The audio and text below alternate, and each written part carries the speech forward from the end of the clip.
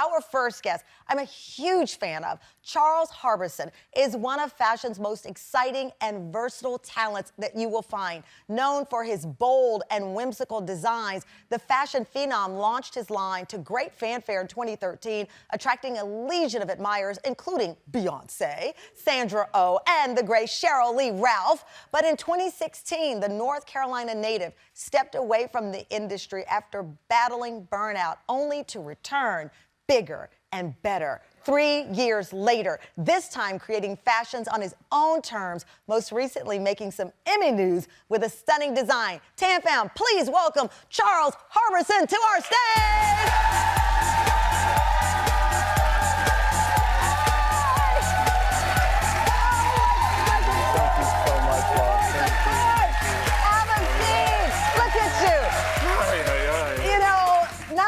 Can you create fashion? You can rock fashion on your own. I knew I was coming. I had to show up. You had to show up.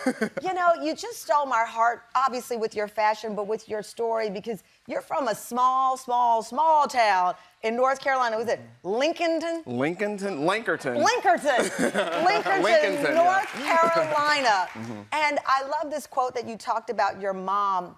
She worked at a tool factory. She did. And then she would emerge in clothing in her off hours that inspired you. And you make clothes for people, for women like that. Yeah, I just was really kind of mesmerized growing up by the change in her, right? As a tool factory worker, and I actually saw her on the line working one day. And it was like, I was both kind of amazed by her, but also like kind of heartbroken that she had to do that kind of work. To support me and my little brother. And then on the weekends, she was this glamazon of confidence and power, big jewelry, lots of color. And that kind of, just that shift was a reflection of the kind of man I wanted to be. Yeah. And definitely the kind of designer I am today. I love that, because that's the spirit of what you do. You're not leaving anyone behind. No one is invisible. And I think having that small town roots, because Janelle Monáe they used to ask her why Janelle wore black and white, and she said it was an homage to the maids and the workers who had to wear uniforms. So that was a part of it. And I thought a lot about you. Thank you. Because your mom, is it Dana? Dana. Dana, your mom, Dana. And seeing that left an impression on you. Totally. Look at your mom. That's her. That's during our Banana Republic campaign. Look at you. That's my bestie. That's your bestie. And I love her. that she raised such an empowering person that here you are, you launched your line to great fanfare. Everyone wanted to get into the showroom and wear your clothes on the red carpet, and you found yourself overwhelmed. Definitely. I felt like I had gratefully created something that left me behind.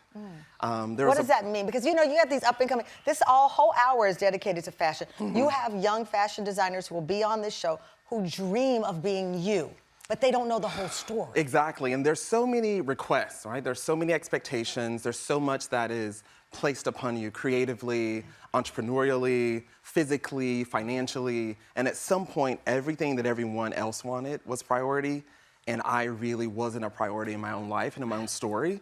And this thing that I was happy to have created, but somehow had a life outside of me that wasn't serving me anymore.